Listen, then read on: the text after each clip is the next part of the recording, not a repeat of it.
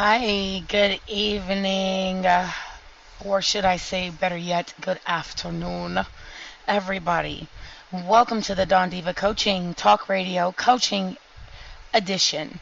We will start off our dynamic coaching with a hot topic of being mindful and practicing mindfulness. Here's why we talk about mindfulness. We talked about last week a simple way to center yourself and connect with your environment and practicing throughout the day, especially finding yourself getting caught up in thoughts and feelings, right? So when we think about, we talked about dropping the anchor and then noticing the different things and being present. We were going to move to the next section, which is being mindful. And then the informal mindfulness practice. So, with mindfulness in your routine, it will help you to be not only present but mindful of what you're doing, saying, feeling, and thinking. But it will help you to solidify that you need to absolutely take stock in what you're doing, how you're feeling, and then work your way around it. And part of that is because we were talking about our life compass struggling versus opening up, finding ways to get your feelings and sensations in check, the benefits and difficulties of doing that, the triggering events and situations, how your behavior got you hooked or unhooked from a behavior that you have that might be detrimental. And then we were talking about other things such as joining the dots or connecting the dots, mind, body. And those are feelings, sensation, urges, cravings, symptoms, physical illness that has to do with the body, and then the mind, thoughts, memories, beliefs, worries, self-judgments. And under the dots, you were talking about distractions, opting out, thinking, substance, self-harm, strategies. And you don't want to do substance, you don't want to self-harm, but you definitely want to have a good strategy. Then we were talking about vitality versus suffering. And we were also talking about problems and values and having to identify your problems and when you get caught up in them versus finding the value in things and then problematic actions and what you're doing to undo those actions and your goal setting, and then prioritizing your things that were important in your life compass, which is your parenting, or if you're not a parent, your relationships that you're nurturing before you become a parent, and then also personal growth, leisure, spirituality, health, work, community environment, family relationships, intimate relationships, and social relationships on and offline. And then your entanglement with thoughts, and then either life draining actions or life improving actions, and you are identifying what you struggle with in avoiding challenging situations or absolutely taking them head on and things like that. And part of that is helping you with your values and everything else, which is work, education, relationships, personal growth, health, leisure, and then not missing your mark, but hitting that bullseye and getting that pyramid of I am abundance mindset and being mindful that you can get there from here. But it takes time. It takes a lot of figuring out where you're sitting at on that abundance mindset, that I am mindset, that enlightenment mindset with your testament illuminations, as well as outside of that, understanding that it's going to take time. It takes a lot of practice. It takes a lot of those different things like that. And we're taking you through how to be mindful and also be present. So we did the present, like I said, the last coaching session. So we dropped the anchor, then we noticed the 5 things. So now we're moving into informal mindful practice. So with that, we're going to the first section. Mindfulness in your morning routine. And here's why we do this. Morning routines start everything. Your get up, get out, and do something motivation. Don't let the world pass you by. That's part of our sister company, Team World, for adolescents and young adults and children. And with that, we want to get that mindset, that I am mindset, early in a young adult, child, and adolescent, teen, and whatnot, early in life. So that way they have that mantra, that mindset, that thought process early in life. But if you're an adult and you're starting late, it's going to take a lot of what I call conditioning and getting you into that space, that mindset, and finding your feeding your ground and your pentameter and that ultimate light coming through. That's why we did the whole anchor exercise. That's where we did the whole notice the 5 things and teaching you how to get present, taking the 10 breaths, just like we're going to do right now. So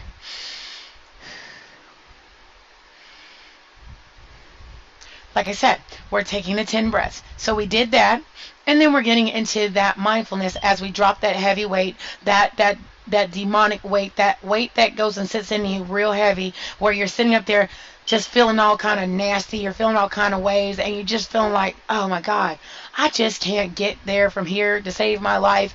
And that's that downtrodden, can't get anywhere, struggling versus vitality. And this is what we meant by all of the other sessions prior on getting yourself to be able to grow from one stage to the other. Now, is it easy to do so? Absolutely freaking not. That is the reason why I tell you guys these things. Because my job as a coach and a life coach and health coach as well, and small business coach, corporate as well, is to get you into the I am abundance mindset, and also to get you in a pentameter that you understand it takes mindfulness as well, besides being present. You can be present all you want, but if you're not mindful of what you're doing, saying, and how you're flowing every day, it will become a level of you're never trained to absolutely catch yourself when you're doing it. I'll give you an example. You can be sitting there every day and being present with people, but are you being mindful how you respond? And I can give you those examples of, you can be at a workplace environment, you have some coworkers, or you have a boss. If you're sitting with your boss and you're feeling some type of way, but you're not aware of your facial expressions, are you being mindful of how you look? Are you, same thing with like body language, nonverbal cues versus verbal cues. You can not say anything all day long, but your facial expression is showing how you feel. So you have to think about those things. Are you being mindful of how you're positioning yourself to look image-wise to the other person, but are you also being mindful of it and catching it yourself before someone else does? So that's part of informal mindful practice. So we're going to pick an activity that constitutes part of your daily morning routine, such as brushing your teeth, shaving, making the bed, or taking a shower. Those are all things that are routine maintenance, right? Okay, so think about this. When you're sick or you're feeling down, do you feel like washing your carcass? Do you feel like brushing your teeth? Do you feel like getting in the shower? You might fall in the shower if you're feeling bad, right? If you don't feel like getting out of the bed, you have no energy. But you have to be mindful, what is depleting my energy? Am I going through stress? Am I going through a bad marriage? Am I going through provoking gaslighting? Or am I going through emotional abuse? Am I going through torment? Am I going through harm? Think about those things while you're becoming mindful. What is it that's energy zapping that I'm not doing basic things? And those are things that you have to think about if you're not doing that. But if you are doing that or doing the best you can, whether you're sick or not sick, or if you are actually being made sick, think about those different things like that, you know? Before you tear your hair out and you get the high screaming and things like that, you know?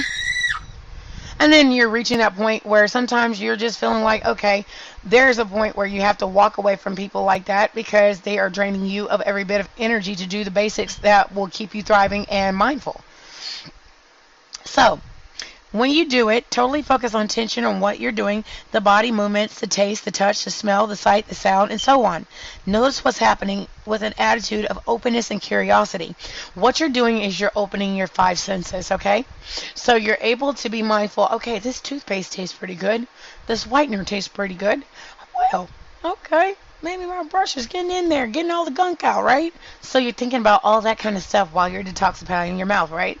So then you're thinking about your shower. You're getting in the shower.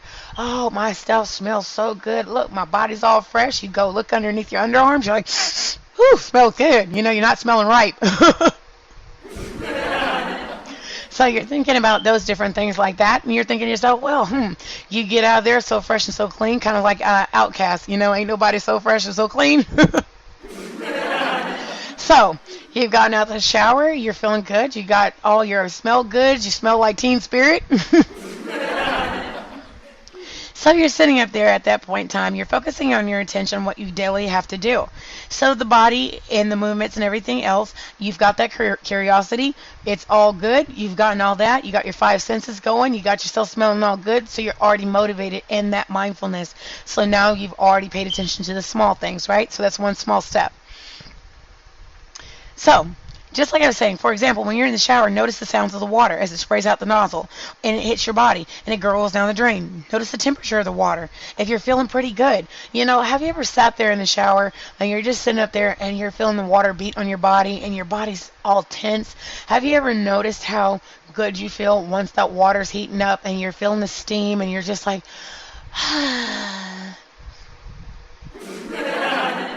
and you're feeling some type of like point where you get to singing in there and you're like, me, ah, ah, ah, ah, ah, ah. So at that point, I know I just kind of off key, but okay.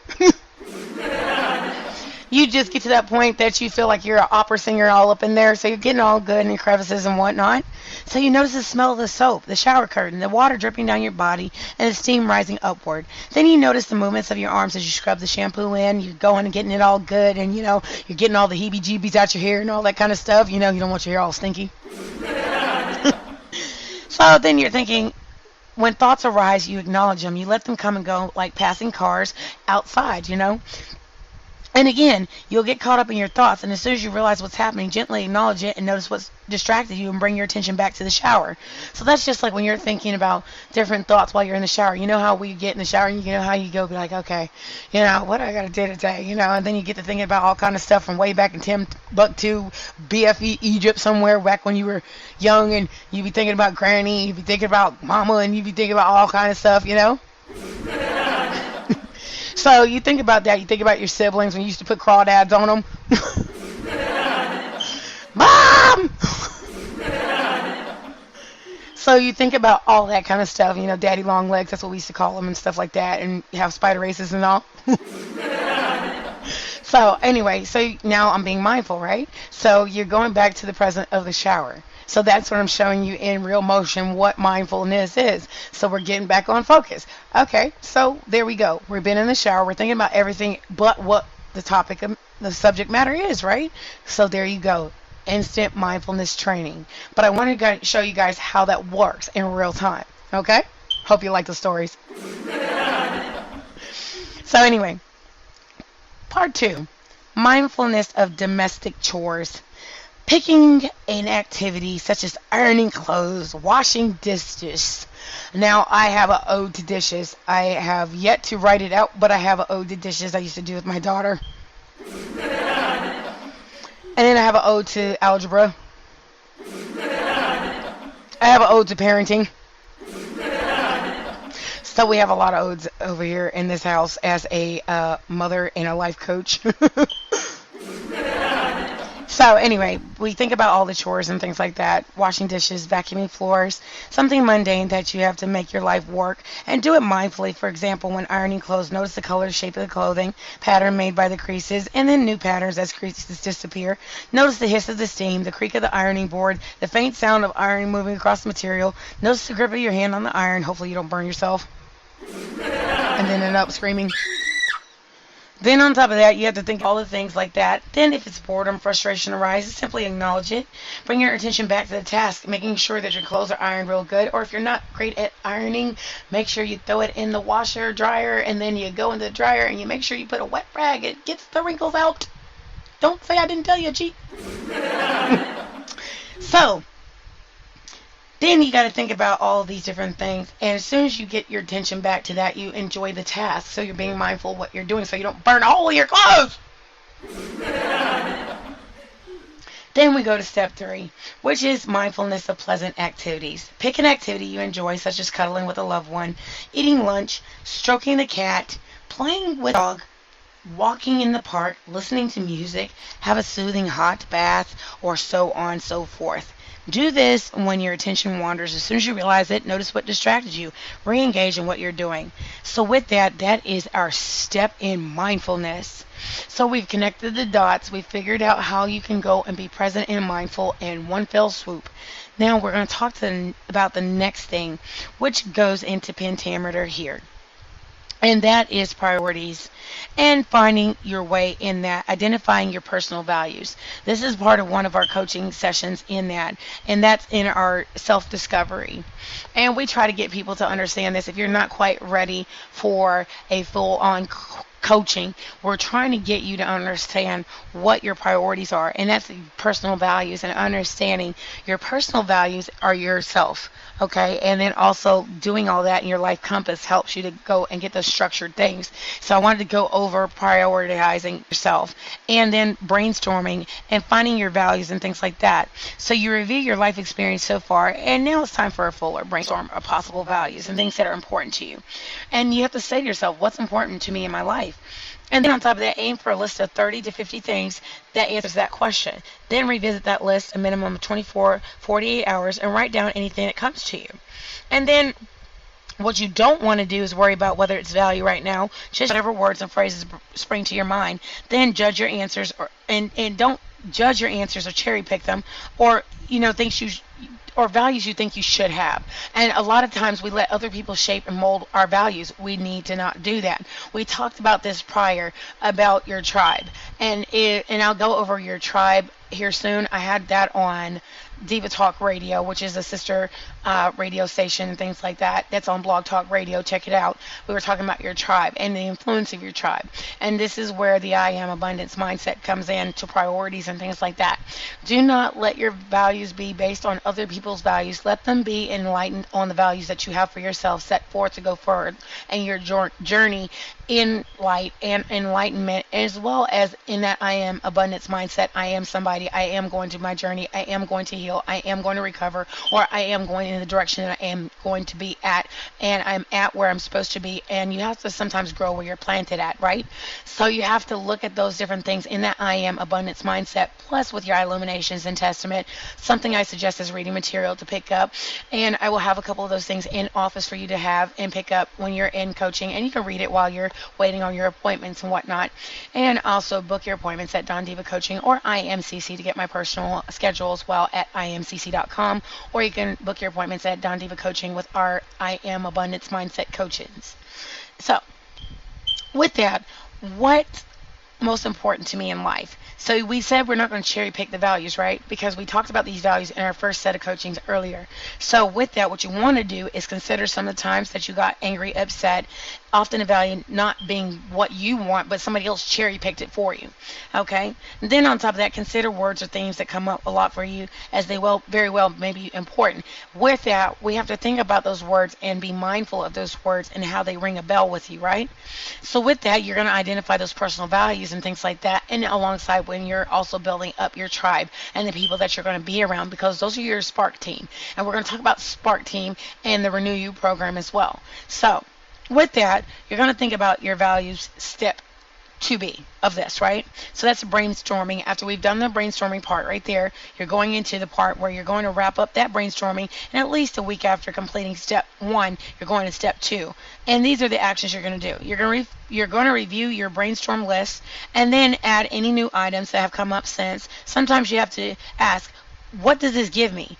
Until you get the value underneath it all. Like example, travel could be adventure or learning, color could be beauty and food, or could be fun and community, or cross out the old word and write a new value in the same spot.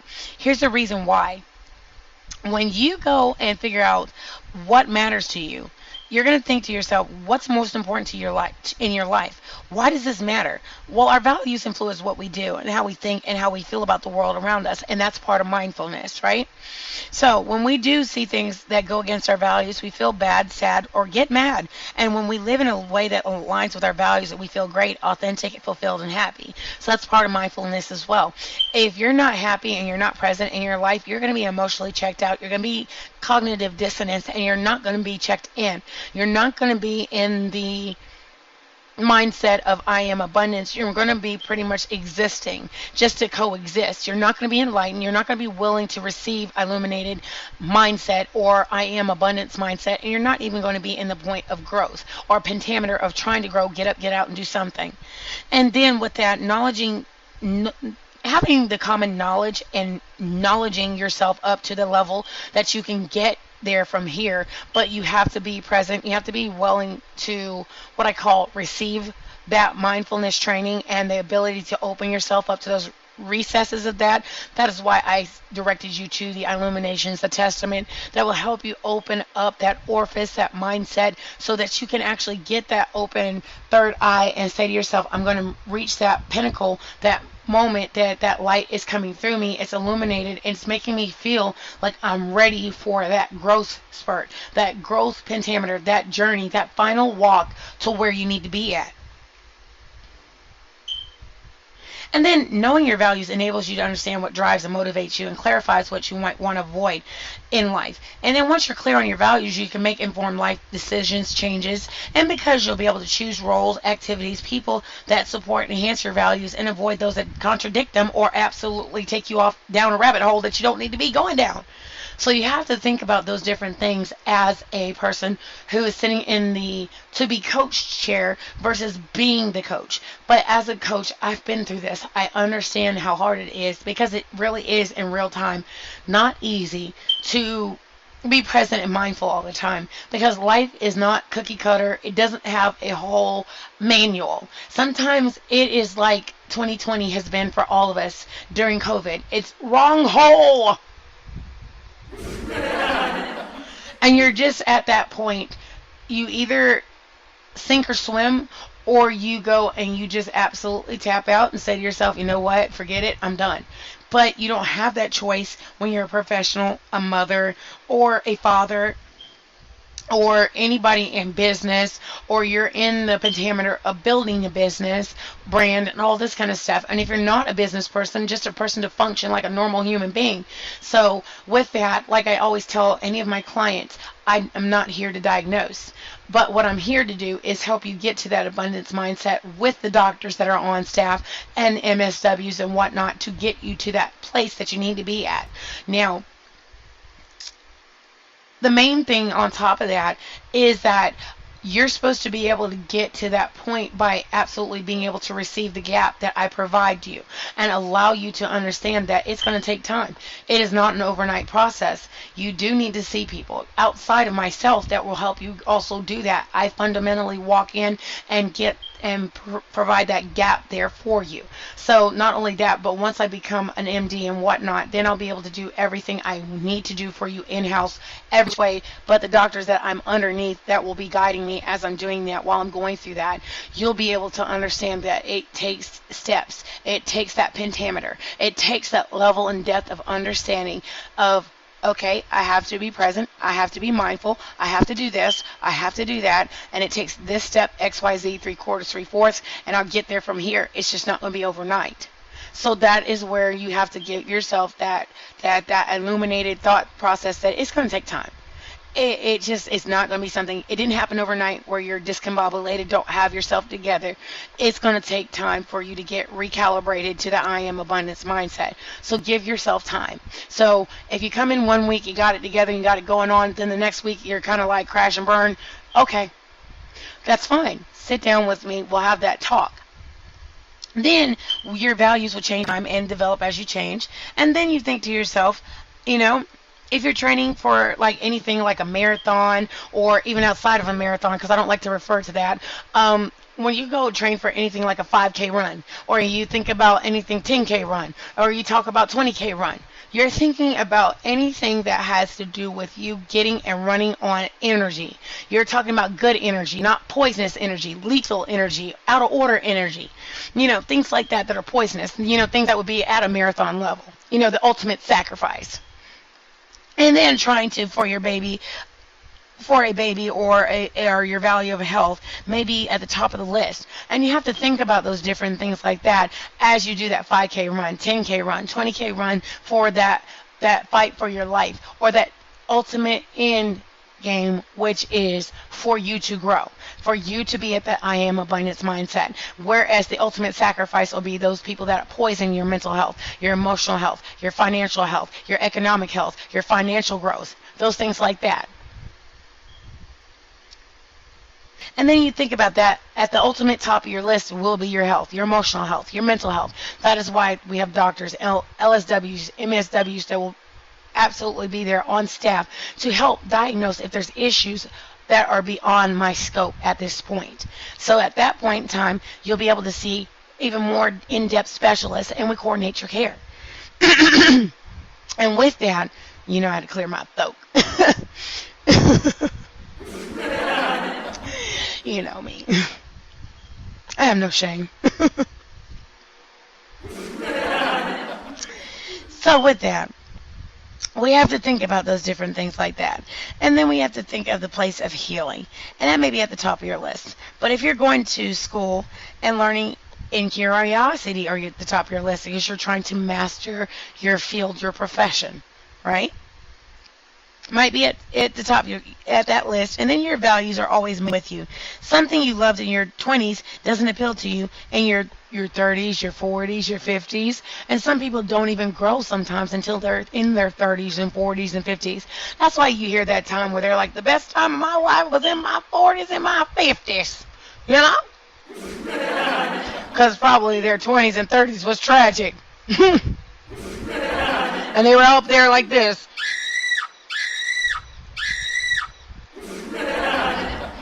So by the time you were thinking about all of that, and you've been through that whole you make me want to scream level in your life, you've reached those good golden years where you're living your best life, then it's great. You can write down all the good stuff, you know?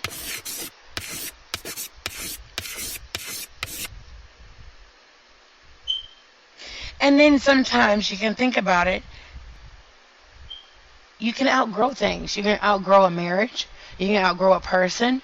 You can outgrow a business or business venture partnership, or you can outgrow business acquaintances, especially if they're determined not to grow, or they're poisonous to you, or they're lethal to you, or they're just not anywhere showing you levels of growth that you would want to match your mental health, your emotional health, your financial health, your business health. And you have to think about those different things as you're trying to go and grow and build those levels of mindfulness and presentness. Does it match up to what I'm trying to do, or am I outgrowing that? That job, that activity, or that role initially suited us. So sometimes you do outgrow some people who refuse to be a healthy individual in your life. So sometimes some people are poisonous, lethal, or unhealthy in your life. Outgrow them, move on from them, and be okay with it. Be mindful that you're okay with that, or be mindful of cutting those type of people off. Business acquaintances, personal acquaintances, marriages that might be ending, or even relationships that should have been ended. Think about those different things when you're going through mindfulness and being present.